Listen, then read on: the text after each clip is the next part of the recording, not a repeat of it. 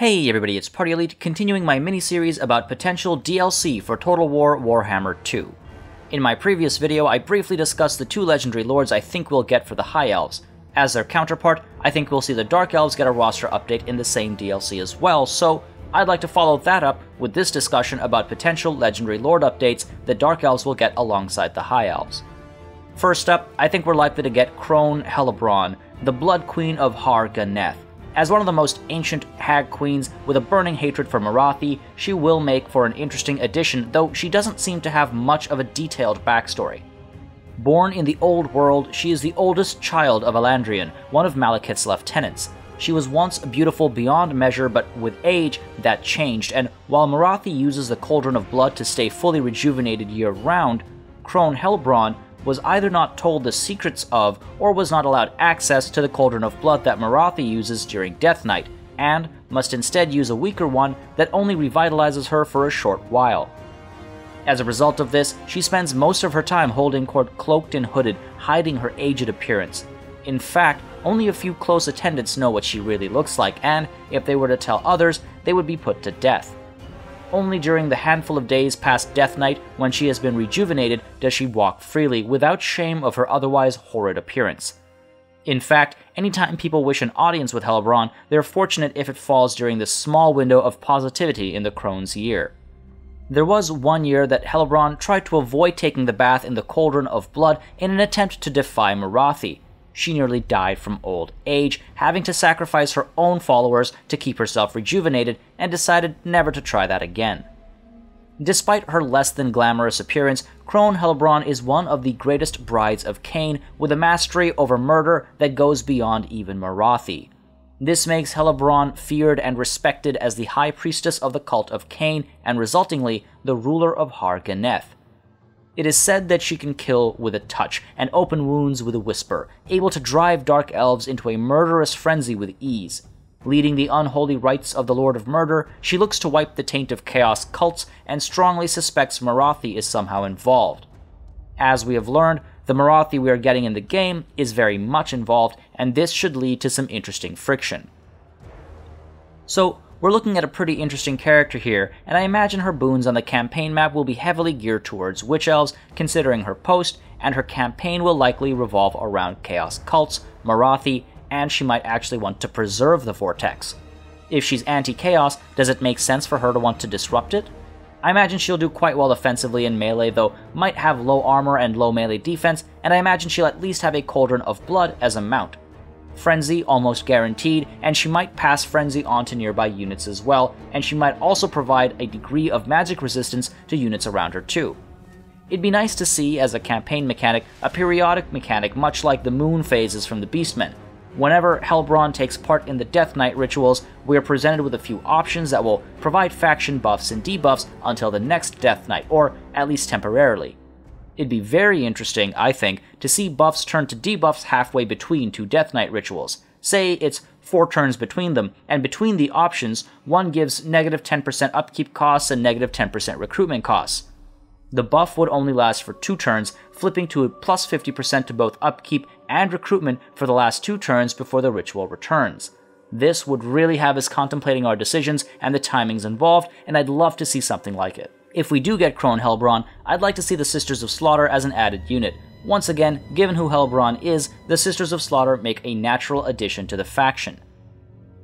The other new legendary lord I suspect we'll get is none other than Malus Darkblade, the Tyrant of Haggraif.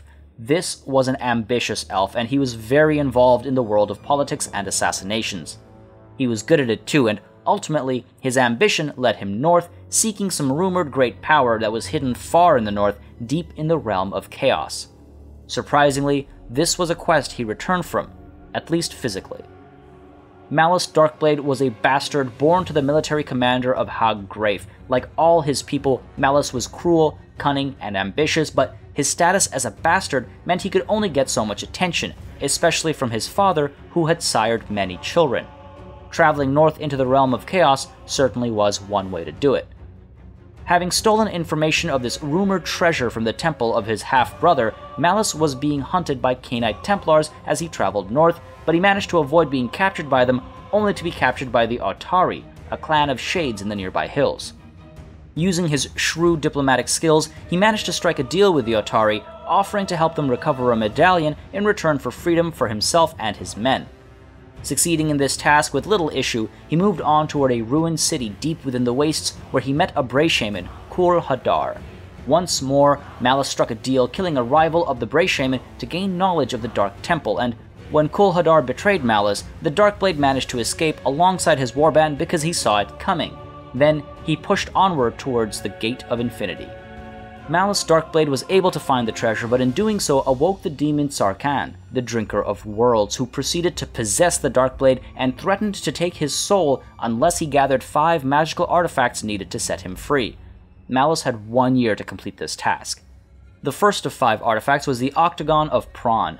Fighting through beastmen, including Kul Hadar, Malus Darkblade was able to obtain this medallion that protects the wearer from extremely powerful magic, though the demon eventually destroys it.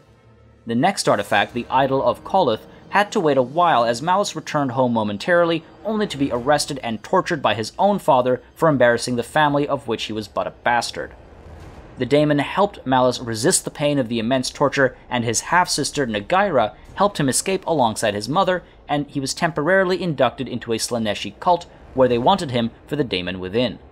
Not one to be used in that way, Malus went and got the Temple of Cain to root them out. He got the Temple of Cain to eliminate the very cult and half-sister that helped him escape imprisonment and torture. That's what we're dealing with here. Then, to complete his quest, he got a writ of iron that gave him significant authority in order to chase after the Skin Riders, Nurgle-worshipping Norse pirates who were based on the island of Morhaut, where Malus determined the idol was located. With this authority, he commandeered his eldest brother's Reaver fleet to storm the pirates' fortress with another half-sister Yasmir and half-brother Uriel, both of whom he had to keep from killing him. Then, as things worked out against the Skin Riders, amidst a fair deal of betrayal amidst the Dark Elves, Bruglir tried to kill Malus, resulting in his own death. And so Malus moved on, finding the entrance to a labyrinth within which the idol was hidden. This idol is eventually lost, but it allows the user to teleport themselves to any place, and potentially any time. Malus used it twice, once to escape the labyrinth, and once to escape an Atari party looking to kill him. Neither time did he enjoy the experience, hence the limited usage. On his way home, Malus discovered the location of the next artifact, the Dagger of Torx, hidden within the crypt of a Dark Elven warlord, Eluriel the Damned. Getting to the dagger was easy, but once he took it, the Dead Lord awoke, took the dagger from Malus's hands, and slew the Dark Elves and almost killed Malus as well. The dagger had the dark ability to rip out the soul of anybody it cut and bind said soul to the location of the attack. Even a scratch would do this. Fortunately for Malus, the daemon within him had already taken his soul, so Malus survived but fell unconscious, waking up to find the dagger had been taken by another group of Dark Elves who had actually arrived at the crypt before him, led by his own father, helped by Nagaira, the same half-sister that helped Malus escape. Adding to his list of questionable betrayals, Malus committed patricide and took the dagger, escaping to the Black Ark of Nagor as he was hunted by his father's men. Now, Nagor was actually not a safe place for Malus. Though it was his uncle's Black Ark on his mother's side, Nagor was an enemy of Haggrave. Despite this, the ever-clever Malus was able to gain an audience with said uncle, Lord Bale, and got himself a strong position within his army. Under the influence of his half-sister's magic, he ended up leading Nagor's army in an attack on Haggrave, and though he was able to shake off the spell and flee, he wounded the ruler of the city in the process, making himself an enemy of the Witch King. You know, between wounding a city ruler and killing his own father, an elf of high military rank, he did enough to gain the ire of Malekith. And so, surrounded by people who hated him, Malus had to escape into the wilderness of Nagaroth. Then he began his search for the next artifact, the Warp Sword. Spending some time in Har Ganneth in the midst of a religious civil war, he discovered the Warp Sword hidden there was a fake, and he used the Vermilion Gate portal to be taken to the Chaos Wastes, where a group of Chaos worshippers directed him toward the True Sword's location, guarded by an ancient dragon ogre. As you can expect, Malus Darkblade was able to kill the dragon ogre and obtains the sword, one that Sarkhan implies is more than just a blade. The Warp Sword is extremely powerful, able to cut through steel and flesh with ease, and able to affect magic. It also has a part to play in the prophecy of the Scourge, but that's a story for another time. The final artifact, the Amulet of Val Rock, was one that protects its wearer from all weapons and Though neither Malice nor the daemon within knew where it was at first, they eventually discovered it was within the Fortress of Iron, Naggarond. Luckily for Malice, Malekith was still chasing after him, and the Endless, Malekith's personal bodyguard, eventually captured him and brought him to the Witch King. Now, Malekith did not slay Malice as one might expect, but instead sent him north to bait Nagaira, the Chaos Cultist half-sister of his who was now threatening the nation with a Chaos Horde in the north. And so Malice was forced to take control of the forces at Grond, baiting Nagaira so that Malekith had time to arrive with reinforcements. Before reinforcements arrived, however, Malice led a preemptive strike that failed, but during this strike he saw a champion of chaos wearing the Amulet of Val Rock. In an attempt to take it right then and there, he struck the champion, but even the Warp Sword couldn't overcome the power of the amulet. Turns out, just because fate is funny that way, the Chaos Champion was once a lieutenant of Malice, one that fell in love with Malice, one that Malice killed soon after being possessed by Tsarkan, and one that decided to sell her soul to the Ruinous Powers in return for a second life so that she may seek vengeance. During this whole ordeal, Malice was able to kill his cultist half-sister by forcing her to use more power than the Dark Gods were willing to grant her, but his former lieutenant attacked right after. Ever the genius, Malice realized that no weapon could hurt her, and so he used his bare hands to beat her to a pulp, tell her that he knew she loved him, and then crushed her skull with his fists. With blood on his hands and all the artifacts in his possession, Malice returned to the daemon's chamber and completed the ritual to free himself from possession.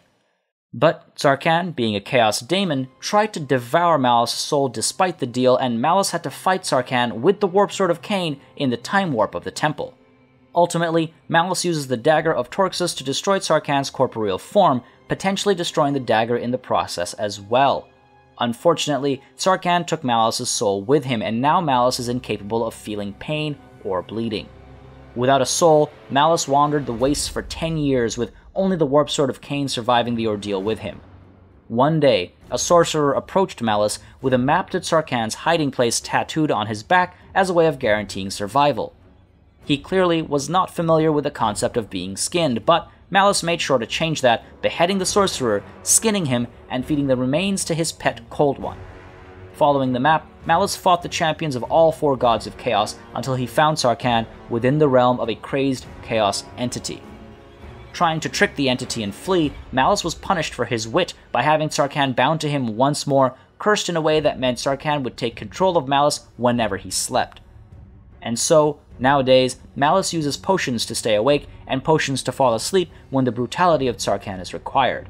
It took many years, but Malice returned to Haggrave, and Malekith gave him control of the city and also made him the general of Malekith's armies, most likely in the hopes of using the literal daemon. So, unlike the Crone, Malice Darkblade will likely be loyal to Malekith and Morathi, as loyal as a Dark Elf can be at least. I suspect he will work to disrupt the Great Vortex and more or less work in sync with the rest of the Dark Elf desires. I wonder how his dealings with Chaos will be represented and if his campaign effects will reflect them. Perhaps he spreads Chaos corruption, or perhaps he defends against it. It's possible none of his troops will suffer from attrition from corruption, which can be quite helpful, and I imagine armies under his command might either fight with particular brutality or perhaps will all cause fear for being led by a literal demon vessel. On the field, I imagine he'll be an exceptional combatant, perhaps with low melee defense but damage resistance to counter that. He'll almost certainly have his Cold One, Spite, available as a mount. Smarter than most, Spite will likely be tame and thus free from rampaging. Apart from that, I imagine the Warp Sword will actually be a quest item that significantly increases his weapon damage, adding magic damage and armor piercing into the mix. Finally, I think he will have an ability that perhaps can only be triggered once per battle, allowing him to bring forth the daemon within. This might actually convert him into a Chaos Spawn momentarily, or at least give him an aura of fear and terror, causing magical damage for a minute or two until he returns to his regular form. That would be absolutely awesome. There are some other possibilities as well, naturally. One I think might make an interesting but unlikely addition is Lokir Felhart, not only because the Kraken Lord is a great title, but also because he looks awesome and because he has a very unique story that makes him more of a pirate than anything else. If he's in the game, he might introduce a Dark Elf Horde-type faction that only has the Black Ark Tower of Blessed Dread to start with, and goes around harassing High Elves looking to complete the rituals in order to bring down the Vortex out of a sheer sense of adventure. If we do get Felheart, we will certainly see the Helm of the Kraken as a quest item, potentially giving him the ability to cause fear and terror, while the Red Blades might not make it in the game as they originate from a far-off land we don't yet have access to. Who do you think we're likely to see with the Dark Elf roster update? Like the High Elves, a race that has been around for so long will have plenty of interesting options, but these seem to be most likely to me, as they do give us some interesting stories to follow. What regiments of renown do you think we'll see? Think I missed an important detail? Let me know in the comments below, and if you missed the conversation about the High Elf updates we might see, make sure you follow the link under the eye at the top right corner of this screen. As always, I'd like to thank you for watching, and if you'd like more Total War content, make sure you subscribe to this channel for an endless flow of battles, let's plays, news, and constant speculation.